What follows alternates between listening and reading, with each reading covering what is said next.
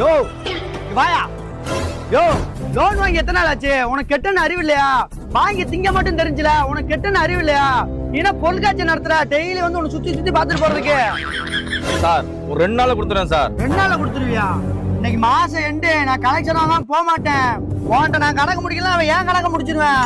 Sir என் பையனுக்கு வேற உடம்பு சரியில்லை சார், 2 நாள்ல கொடுத்துறேன் சார். சரி, உன் பொண்டாட்டிக்கா உடம்பு நல்லா இருக்கா?